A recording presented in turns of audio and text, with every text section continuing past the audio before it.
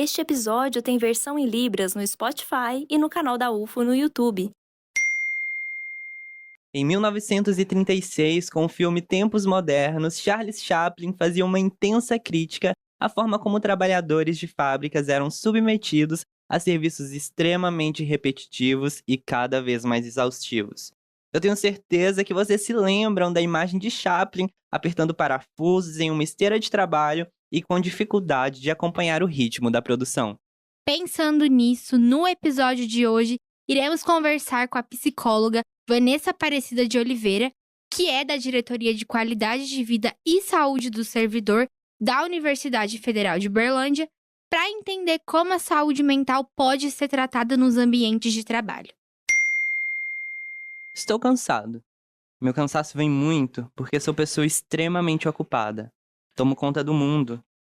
E é com essa frase de Clarice Lispector, e que pode definir a sensação de muitos trabalhadores brasileiros, que a gente inicia o episódio. Eu sou Isabela Breve, estagiária de jornalismo da Diretoria de Qualidade de Vida e Saúde do Servidor da UFO. E eu sou Gabriel Reis, estagiário de jornalismo da Divisão de Divulgação Científica da UFO. E sejam muito bem-vindos ao Ciência ao Pé do Ouvido 79, Saúde do Trabalhador.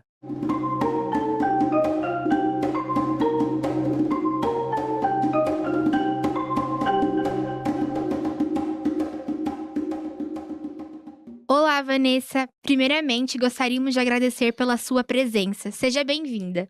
Muito obrigada pela oportunidade, eu espero atender a expectativa de vocês.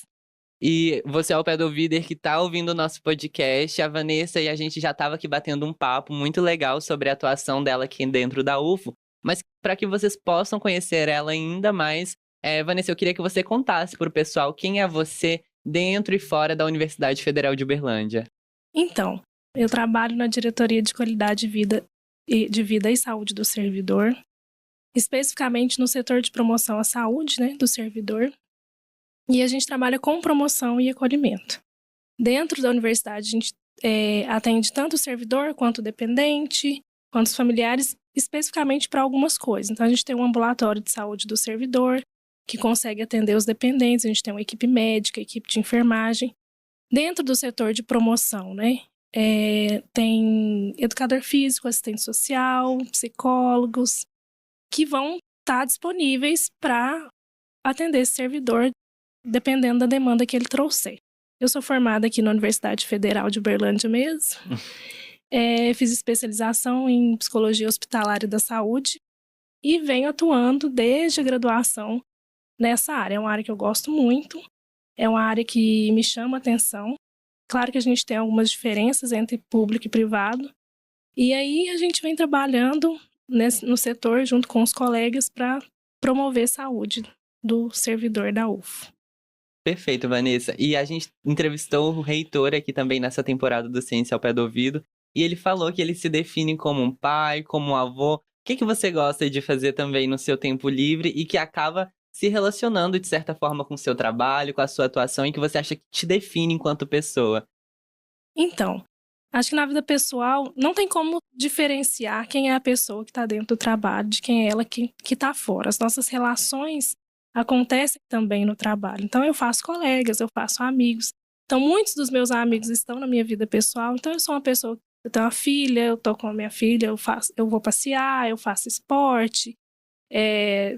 Eu tenho essa junção, Não tem como estar em casa e não pensar em algumas coisas. Às vezes a gente tem insights em algumas áreas que a gente consegue trazer para o trabalho.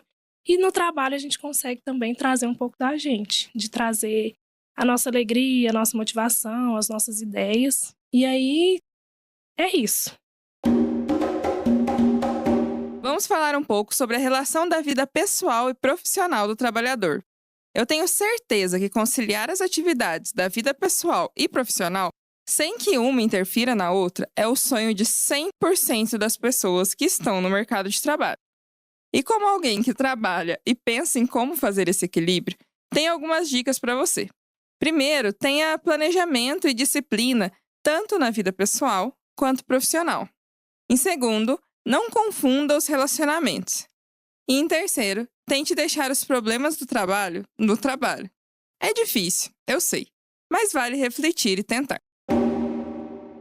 Isabela, eu acho que eu e você, nós temos uma característica muito em comum, que nós dois gostamos tanto de estudar quanto de trabalhar, e a gente acaba refletindo isso no nosso cotidiano. E, Vanessa, eu imagino que quando a gente, como você bem falou, a saúde do trabalhador e a sua atuação dentro da empresa e em casa acabam se relacionando muito bem, né? Então, quando a gente fala de promover uma saúde para esses trabalhadores, quais são os principais cuidados, quais são os principais pontos de atenção que a gente tem que ter? Primeiro, eu vou chamar a atenção para a diferença do setor público com o setor privado. Dentro do setor público, as pessoas ingressam através de um concurso público ou através de contratos, mas esses contratos normalmente se encaixam no regime privado.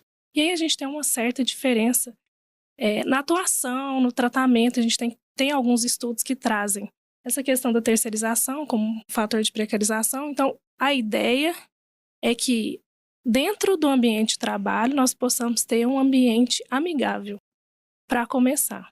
Tem algumas ações que são importantes para contribuir para a qualidade de saúde mental, especificamente. Hoje, dentro do setor, a gente tem um serviço de acolhimento psicossocial. O que é esse acolhimento? Tecnicamente, ele é definido como um atendimento que aproxima o servidor ou o trabalhador dos serviços dentro da instituição. Então, ele chega com alguma demanda e essa demanda pode ser a mais variada possível. Não precisa ser necessariamente relacionada ao trabalho. Eu posso trazer algo de cunho pessoal. Então, eu estou com depressão, estou com ansiedade, estou com uma crise de ansiedade, estou com um problema em casa. Ele traz essa demanda, a gente consegue acolher esse momento e a gente consegue dar os devidos encaminhamentos. Então, às vezes, ele precisa de terapia. Então vamos avaliar se esse servidor ele tem um convênio ou tem como ele pagar essa terapia, ou a gente consegue pela rede, a gente faz esses encaminhamentos. Dentro do setor privado, eu não consigo atuar. Então, cada empresa ela vai agir de um modo diferente. A gente precisa do RH, hoje, na empresa privada, isso é função do RH. Então, o RH precisa entender que esse servidor ele precisa de escuta, ele precisa de espaço, ele precisa de acolhimento, ele precisa de informação. Dentro do nosso setor hoje, a gente faz ações de capacitação. O que são essas ações de capacitação? São cursos mesmo para falar de saúde, de autocuidado, de saúde mental, de doenças crônicas. E dentro da área de saúde mental, a gente tem hoje o terceiro maior fator de adoecimento, de afastamento no Brasil. Meu Deus do céu. Então, a gente tem que tomar muito cuidado, tem que ter uma atenção muito especial. Se a gente vai hoje nos afastamentos que tem, a gente vai encontrar síndrome de burnout, a gente vai encontrar ansiedade, depressão. E isso tudo tem afastado os trabalhadores, e são afastamentos longos. Dados alarmantes.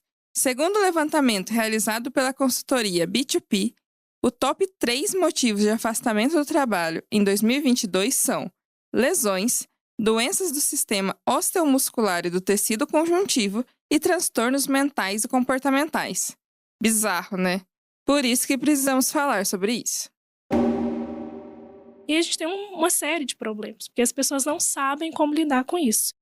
Meu colega ficou afastado por conta de depressão e ele voltou. E ninguém faz um acolhimento adequado, porque tem algumas pessoas que entendem que ele estava de férias. E aí ele volta, ele às vezes não está 100%. Se eu quebro uma perna, se eu machuco, às vezes eu volto e eu não estou 100%. Eu vou ter algumas limitações. É a mesma coisa com saúde mental. Então a gente precisa ter um foco, ter psicoeducação, que eu falo, educação em saúde, para conseguir conscientizar tanto quem está adoecido, quanto quem vai recepcionar essa pessoa que voltou de um afastamento. Agora que você estava aí falando, eu me lembrei de um filme, Cisne Negro, não sei se algum de vocês já assistiram. Ai, conheço, é muito legal, recomendo para quem não assistiu ainda. Mas, né, na história, a personagem principal, ela tá inserida ali num ambiente de trabalho extremamente tóxico e desgastante, e além disso, ela tá sempre em busca, né? Não só ela busca, mas como as pessoas à volta dela também esperam a perfeição, né, por parte dela. De que forma os empregadores e os colegas ali inseridos no ambiente de trabalho eles podem identificar os funcionários e esses colegas que estão com algum problema, né, relacionado à saúde mental? A pessoa hoje, no mercado de trabalho, tá tendo que mostrar tudo, né? Tá mostrando todas as habilidades, as empresas, os empregos têm exigido muito isso. A gente até brinca dentro do jornalismo que hoje o jornalista tem que escrever, tem que filmar, tem que tirar foto, tem que ter seguidor no Instagram, tem que fazer dancinha. É uma coisa que não acaba mais, né? Exatamente. E isso é para todas as profissões. Ah, você tem que ser uma pessoa que treina, mas você tem que fazer análise de dados, você tem que fazer uma gestão de equipe, você tem que ter resolução de conflitos. E todas as profissões têm exigido cada vez mais. Então, a gente está sempre nessa busca. Na busca de preciso melhorar, né? E isso gera um estresse. Só que, assim, até certo ponto é motivador. A ansiedade normal, ela nos motiva, ela nos leva a algum lugar.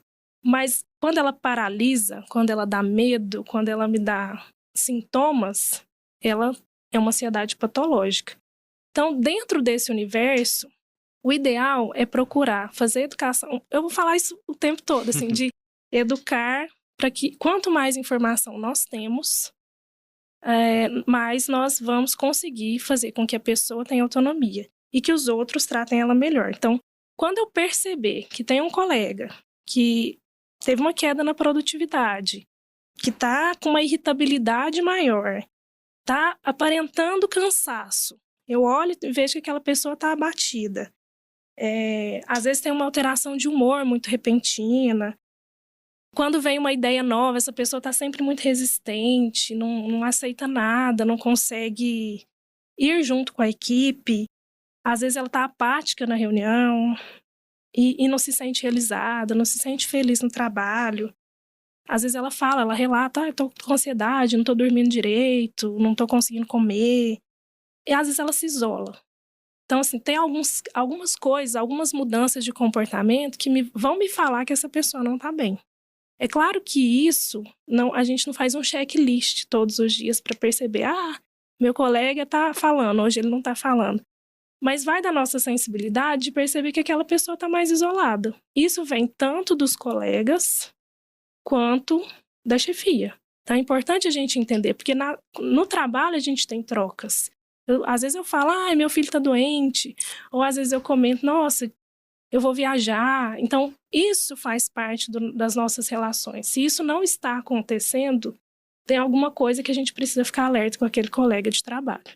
Claro que tem gente que é mais caladinha, que não fala muito. Mas quando há uma mudança de comportamento importante, a gente precisa ficar alerta. E tentar, dentro do que a gente tem, dentro da instituição ou da empresa, acionar o setor responsável ou a pessoa que vai fazer uma abordagem adequada. E você falou das pessoas que são mais quietas, caladinhas. Como você consegue enxergar nessas pessoas que elas estão com problemas de saúde mental e não taxar elas como, não, ela tá apenas... É o jeito dela, tá tudo bem, ela é assim, caladinha, quietinha, não consegue se abrir tanto com os colegas como outras pessoas. Mesmo os calados têm um padrão. Eles talvez são calados para assuntos específicos, mas em algum momento ele vai se posicionar. Em algum momento ele vai falar de algum assunto, mesmo que seja técnico. Mesmo que seja numa reunião onde ele consegue expressar ali o conhecimento, a ideia. Se essa pessoa não tem essa mudança, não, ele falava sobre isso, hoje não fala mais. Ou o contrário mesmo. Tem algumas pessoas, quem tem transtorno bipolar, por exemplo, e às vezes não está medicado, na fase de mania passa a ser uma pessoa mais falante, fala mais alto, fala mais rápido. E aí você percebe que aquela pessoa está diferente. Então, é uma mudança de comportamento. A gente vai decifrando as pessoas conforme a gente vai conhecendo. Eu não consigo identificar no meu primeiro dia de trabalho que tem alguém que está adoecido. Mas a convivência me mostra que tem alguma coisa diferente quando isso acontece. E o trabalho, como a gente tem falado desde o início aqui desse episódio, não deixa de ser uma relação. E em todas as relações, entre familiares, entre namorados, entre irmãos, é possível de se tornar uma relação tóxica, uma relação complicada, uma relação que não te faz bem, e vem acompanhada dessas mudanças, como você falou. Mas como que a gente identifica quando o nosso trabalho deixou de ser um ambiente saudável e começa a nos fazer mal, começa a nos deixar até patologicamente ruins, né? Tem algumas políticas que vão falar sobre a questão da carga de trabalho, que regulamentam isso, a carga de trabalho, o horário de trabalho, a questão do rodízio dos horários. Quem trabalha muito em hospital faz muito plantão. E aí tem uma extensa jornada de trabalho. Então, tem algumas políticas que vão regulamentar isso. Se eu começo a não dar conta mais daquilo que eu tenho que fazer dentro do meu horário de trabalho, se eu começo a trazer isso para a minha vida pessoal, levar trabalho para casa com frequência, talvez assim, pensar no trabalho o tempo todo, deixar de dormir porque eu penso assim, nossa, amanhã eu tenho que levantar e fazer tantas coisas, amanhã eu tenho que conseguir entregar isso. Se isso começa a tomar uma proporção muito maior do que realmente a gente tem que abrir o olho. Tem alguns casos que eu já fiz atendimentos que a pessoa só trabalha. Ela só faz isso. Ela não consegue fazer uma atividade física, ela não consegue encontrar com um amigo, ela não consegue almoçar, ela não consegue jantar, ela chega em casa, ela só dorme para acordar no outro dia, para ir trabalhar, porque ela tá tão cansada, tá extremamente cansada, que ela não consegue fazer outra coisa. De onde eu parto que o trabalho tem uma centralidade na vida da pessoa. É por meio do trabalho que a gente consegue, tem os nossos meios de subsistência, é por meio do trabalho que a gente tem as nossas relações, que nós temos ambições, que a gente tem sonho, que a gente vai poder ter o nosso lazer. Mas ele não pode ser a única coisa. Se eu trabalho e não consigo usufruir daquilo que o trabalho me proporciona, do dinheiro do salário que eu tenho, isso já não está fazendo mais sentido. Então, o médico ele vai avaliar sintomas, mas a gente avalia qualidade de vida. Então, quando é tóxico, a pessoa vai murchando. Ela passa a não ser mais aquela pessoa que era quando ela entrou. Ela começa a ficar apática. Então, o burnout fala muito disso, dessa falta de realização no trabalho, de não se ver no processo de trabalho, de achar que não vale a pena fazer as coisas porque tanto faz. E aí, isso vai nos dizendo de um ambiente muito ruim. Acho que todo mundo tem alguém que se encaixa nessa pessoa que a Vanessa comentou, alguém que vive pro trabalho. Tem uma pessoa que eu conheço que é exatamente dessa forma como você falou. Não consegue se dedicar a outras atividades como ir à academia, sempre desmarca compromissos, fica até altas horas da noite no trabalho. Só que sempre que essa pessoa é questionada sobre isso, ela acaba dizendo que é normal. Não, porque o meu trabalho ele é assim, ele me exige longas horas de dedicação e eu preciso colocar o meu alimento na mesa. Então há essa normalização, né, desse trabalho ser exaustivo, que o trabalho não tem que ser divertido.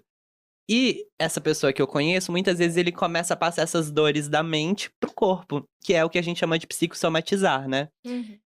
Quando que a pessoa tem que começar a tomar alguma atitude? O que as pessoas em volta desse trabalhador podem fazer também para estimular que ele perceba que a situação que ele vive, que por mais que muitas vezes seja óbvia que não tá legal, que ele consiga procurar ajuda, que ele identifique, tá, as coisas estão desse jeito, mas não podem permanecer assim porque não é normal, né? Você falou uma coisa muito importante. Acho que a gente tem que falar de ação. A gente tem que falar, e aí, o que a gente faz, né? Tô me percebendo num lugar ruim, tô me percebendo adoecido, mal. O que eu vou fazer? Ou eu percebo um colega que tá assim, o que eu vou falar para ele? A primeira coisa não é normal trabalhar tanto assim. Acho que a gente precisa tirar isso da nossa cabeça. Só que isso é uma coisa que vem sendo pregada na nossa sociedade, a questão da meritocracia, que eu nem vou entrar nesse ponto, porque nem tudo é por mérito. E aí, às vezes, isso é pregado de uma forma tão ali na estrutura que a gente tem que falar assim, não, eu tenho que dar meu sangue. Quem vai vestir a camisa? E não é assim. Eu tô vendendo força de trabalho. Se eu vendo força de trabalho, eu vou chegar, vou vender minha força de trabalho, vou receber por aquilo e vou embora para minha casa. É claro que cada um vai ter um nível de complexidade dentro do trabalho. Pois bem, eu estou percebendo que eu não estou legal. Primeiro, tira a normalização. Estou trabalhando demais, estou cansado, estou exausto, estou fadigado, não consigo, não tenho ânimo para uma conversa com um amigo, porque aí você está tão estafado que você não consegue fazer isso. Se eu percebo que eu estou perdendo o sono, que meu sono está agitado, que eu fico acordando de noite, que eu tenho dificuldade de pegar no sono, isso é um fator muito importante. Outra coisa é a perda do apetite, ou a mudança do apetite. Ou eu como de menos, ou eu como de mais. E não consigo ter tempo para nada, o pedir ajuda é a melhor coisa. Então, dentro do que a gente tem, dentro da instituição que eu trabalho, qual que é o recurso que essa instituição está me oferecendo? Se eu tenho um setor de RH ou de promoção à saúde, eu vou procurar esse setor. Olha, não estou bem, não estou legal. Não precisa necessariamente ser a chefia, porque às vezes essa chefia também é a que adoece. Então, o ideal é que a gente procure um setor específico. Nossa, estou cansado, não estou conseguindo organizar as minhas ideias, eu preciso de ajuda. Terapia é a melhor coisa para a gente reconhecer quais são as nossas fraquezas e as nossas potencialidades. Ah, se para mim é difícil lidar com um colega que fala o tempo todo, talvez eu estar num outro lugar vai me ajudar. Ah, às vezes para mim é difícil estar num lugar que é muito silencioso, muito parado, que cada um tem uma personalidade. Vamos procurar essas mudanças. Tá, mas não é mais na estrutura física. Vamos fazer alguma coisa para mudar meu ambiente. As pessoas são tóxicas, as pessoas falam mal umas das outras. O que eu posso fazer para me fortalecer? É dentro da terapia que a gente vai conseguir entender até onde vale a pena. O que eu consigo fazer que vai me fortalecer e o que eu não consigo fazer, que eu não consigo lidar e que às vezes eu tenho que mudar de opção. A outra, quando as coisas estão um pouco mais graves, eu estou adoecido, eu estou ansioso, estou tendo crise de ansiedade, não estou conseguindo respirar direito, estou angustiado, um aperto no peito, é a hora de procurar um médico. E aí o médico vai fazer a avaliação de sintomas e se precisar, né, se o médico entender que precisa, ele vai prescrever uma medicação para te ajudar a pensar. Para estar numa terapia, que a combinação das duas coisas é o essencial, e aí você conseguir se organizar dentro desse ambiente, desse contexto. Acho que a cobrança excessiva tá muito ligada a esse tipo de funcionário que tá sempre trabalhando, nunca tem tempo para nada. Eu mesma enxergo um pouco disso em mim, em algumas pessoas que ali do meu convívio. E como a gente pode lidar com essa cobrança excessiva de sempre achar que eu não tô fazendo nada, mas você tá fazendo um monte de coisa, mas na sua cabeça é como se você passasse o dia todo, assim, parado, você não tá sendo útil, né? Tem muito isso, não estou sendo útil, não estou sendo produtiva, produtividade, né? Então, Isabela, existe essa cobrança interna, né? Existe a cobrança externa, que a gente tem que entregar resultado, meta, a gente tem que produzir, isso existe, isso é real, a gente não pode ignorar. Mas existe a cobrança interna.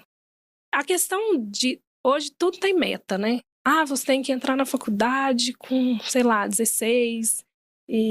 Porque se você entra com 18, fulano entrou com 16. Se você começou a trabalhar com 20, nossa, o outro... Então, assim, não dá pra fazer tudo. Nossa, e eu passei muito por isso, Vanessa. Eu acho que, não sei se a Isa sabe, se eu já comentei com ela, mas eu comecei fazendo um curso antes do jornalismo, fiz fisioterapia.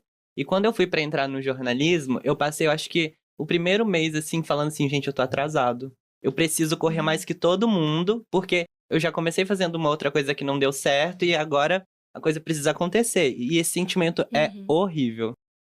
E é isso, é uma cobrança que vem dos outros de uma forma muito velada, mas vem nossa também, de querer entregar, de querer ser a pessoa que vai ser reconhecida por aquilo que escolheu. E às vezes a gente tem que pensar assim, tá, mas o que é meu? O que não foi algo que foi introjetado em mim? Porque é isso, a gente tem que estudar, a gente tem que formar e a gente tem que casar também, né? Não é só Não dá pra viver só profissionalmente, né? Não, a gente tem que casar, a gente tem que comprar uma casa, a gente tem que ter um carro, a gente tem que ter filhos. Então, assim, existe um protocolo de vida que eu não sei quem fez, mas todo mundo acreditou. E aí a gente fica nessa busca de seguir esses protocolos. É claro que a gente vai chegar um momento da nossa vida que nós vamos precisar de nos manter, nós vamos precisar de ter o nosso dinheiro, de ter o nosso conforto. Mas nem todo mundo vai no mesmo ritmo. Aliás, cada pessoa tem um ritmo diferente. Então, esses dias eu vi um vídeo onde um menino falava assim: eu não me formei aos 25, mas conheço um tio que aos 25 tinha uma empresa, era muito bem de vida, mas morreu aos 50. E aí ele dá vários exemplos, né, de pessoas que em diferentes idades estavam em diferentes momentos da vida e que cada um teve que lidar com as consequências dessa escolha. Então, entender qual que é o meu caminho, o que eu quero para mim, aonde eu quero chegar, faz muito mais sentido do que eu tentar seguir os protocolos. E é muito difícil desvencilhar disso, porque às vezes a gente tem uma família e um meio social que nos cobra muito isso.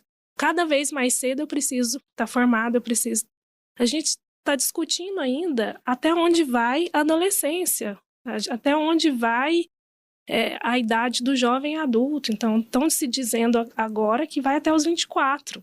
E, ao mesmo tempo, exigindo que aos 24 você esteja formado com um bom emprego. Então, é muito incoerente. A gente precisa pensar mais sobre isso para que cada um consiga exercer dentro da nossa sociedade a sua individualidade. Porque é isso que faz com que a sociedade seja melhor. Porque vai ter gente que trabalha com uma coisa e vai ter gente que trabalha com outra. Isso é diversidade também. Se cada um se expressa da maneira que consegue, acaba sendo uma sociedade melhor. E se isso não acontece, a gente acaba tendo uma geração de frustrados, né?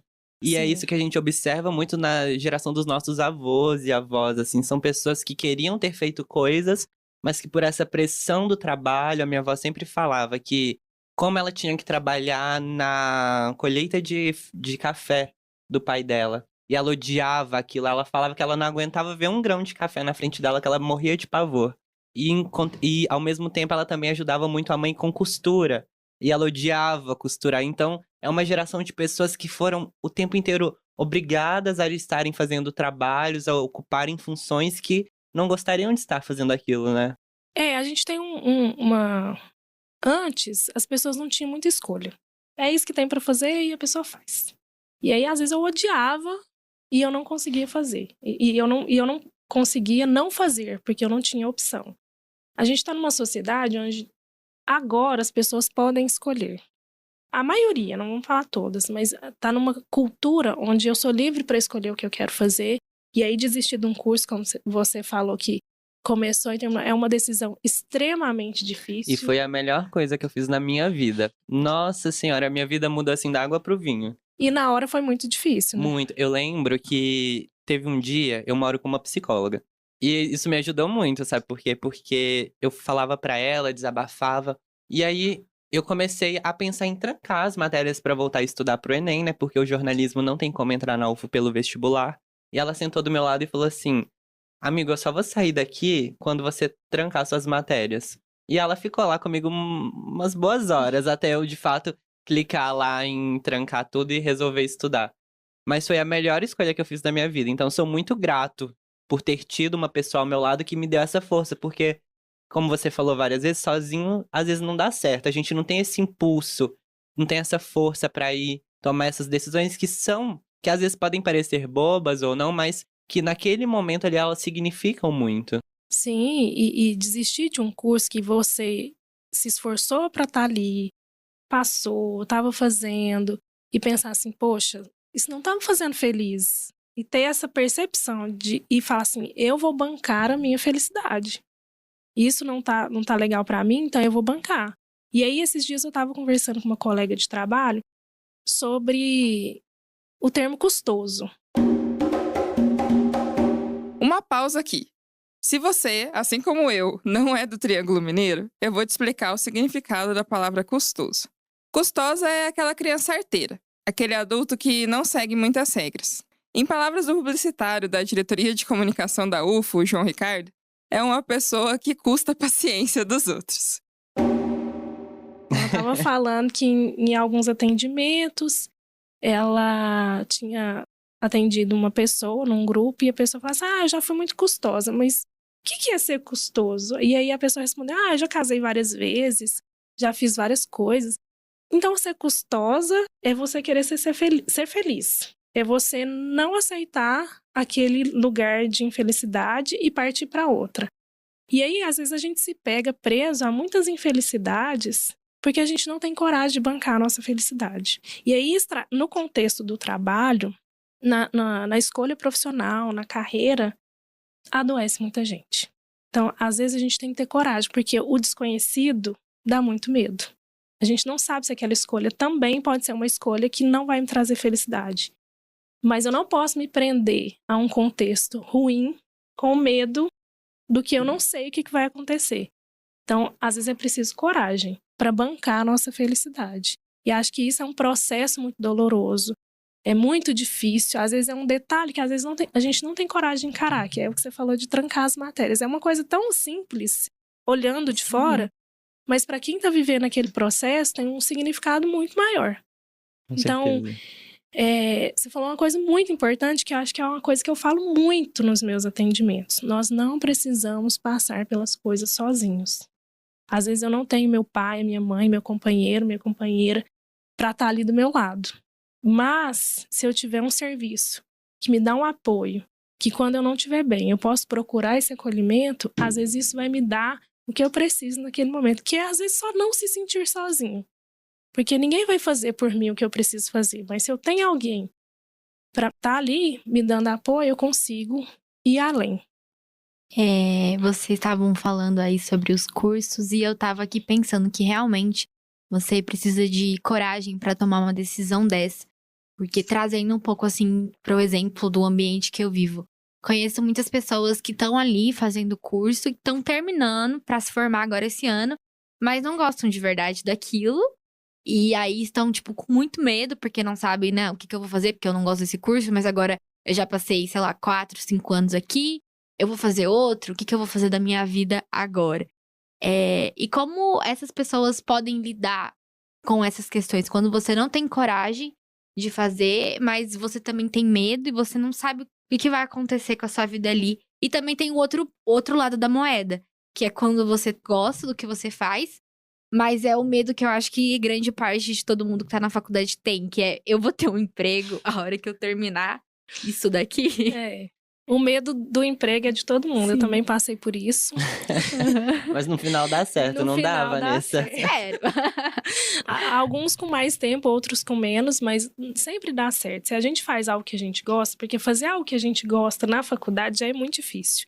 Porque é muita exigência, é muita dedicação. Às vezes a gente tá cansado, tem que ler um texto, tem que fazer alguma coisa, fazer um trabalho. Então já é muito difícil. E na faculdade tem também, às vezes você gosta do curso, mas vai ter uma matéria que você não vai gostar, não tem como gostar de tudo, Não mas tem, é é impossível. importante você aprender tudo ali, né? Você tem que aprender pra Sim. sua formação, não tem como fugir disso. E vai ter dias no trabalho que também vão ser ruins, nem todo dia vai ser bom. Sim. E em todos os lugares vão ter pessoas que vocês não gostam, profissionais que não são tão bons, comentários que não são tão legais, preconceito. São coisas ruins que a gente vai ter que lidar. E aí eu falo muito dessa coisa da gente se conhecer. Acho que pra gente ser um bom profissional, pra nós conseguirmos dar o nosso melhor, eu preciso saber quem eu sou.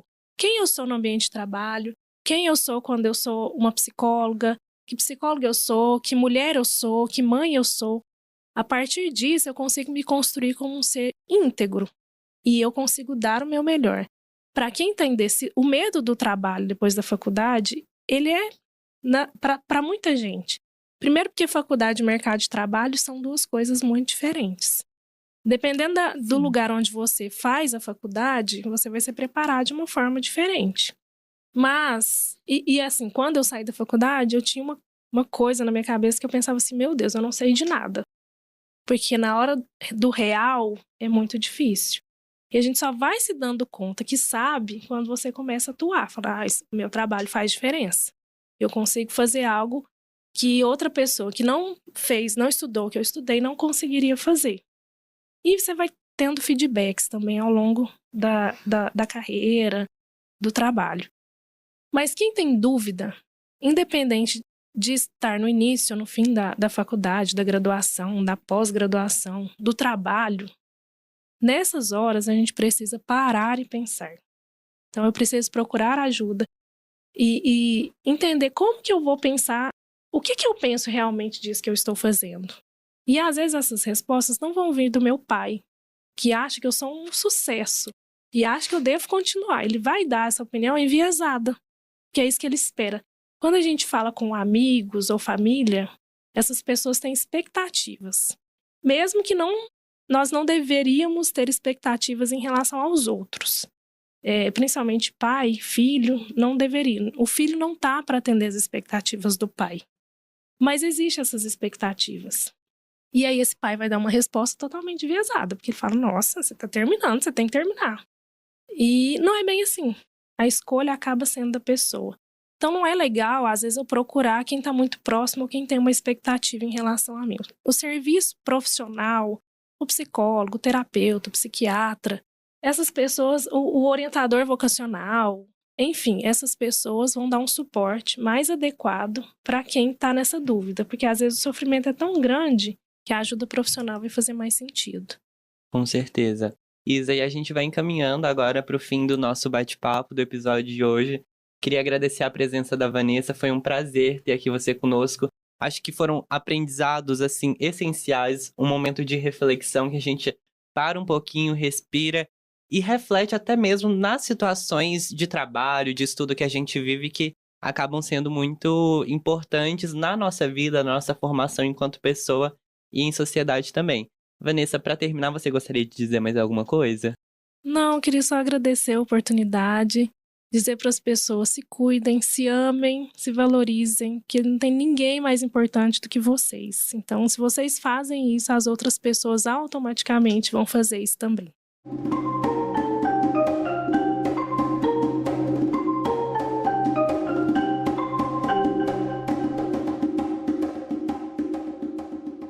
É isso, pessoal. E agora eu queria saber de você, ao pé do ouvido, que curtiu o episódio de hoje aqui com a gente, acompanhou a nossa roda de conversa. Como que tá sendo a sua atuação profissional hoje? Você tá feliz no ambiente onde você tá inserido? Ou você, com esse episódio, começou a perceber algumas situações que não estão tão legais assim? Conta aí pra gente nos nossos comentários. E esse é o momento em que você segue e deixa o seu comentário sobre Ciência ao Pé do Ouvido na sua plataforma preferida. Nós estamos no Google Podcasts, Breaker, Spotify, Amazon Music, Deezer e Apple Podcasts. E se você ainda não nos segue nas redes sociais, anota aí para acessar os outros conteúdos que preparamos para você. A gente está no TikTok, Twitter e, claro, nas redes oficiais da UFO. As arrobas você encontra aqui na descrição. Gostou do episódio? Quer perguntar algo? Mandar um recado ou indicação pra gente? É só mandar um áudio para o nosso WhatsApp. Nosso número é o 34 9996 62021. Repetindo, 34 9996 62021. Muito obrigado por nos ouvir até aqui. O Ciência ao Pé do Ouvido é o podcast da Divisão de Divulgação Científica da DIRCO, a Diretoria de Comunicação Social da Universidade Federal de Uberlândia. A apresentação, produção e entrevista desse episódio foram feitas pelos estagiários de jornalismo Gabriel Reis e Isabela Breve. A supervisão do roteiro e inserções foram feitas pela jornalista Nayara Chaia. A comunicação imagética foi feita pelo Matheus Freitas, estagiário de design. A divulgação nas mídias sociais está com o jornalista Túlio Daniel, que é editor de ciência das redes sociais da UFO. A principal transição sonora é a composição do percussionista Eduardo Fraga Túlio, que é pesquisador e professor de música aqui na UFO. Edição, montagem e finalização são do Márcio Gama. A direção de comunicação da UFO é da jornalista e pesquisadora Renata Neiva. Este episódio tem versão em Libras no Spotify e no canal da UFO no YouTube. A intérprete é a Alessandra da Silva. Captação e edição de vídeo são do Euler Reis. O Ciência ao Pé do Ouvido tem apoio da Fundação de Amparo à Pesquisa do Estado de Minas Gerais, a FAPEMIG. Voltamos na próxima terça-feira. Até mais!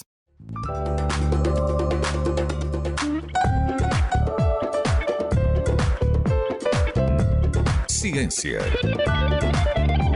ao pé do ouvido.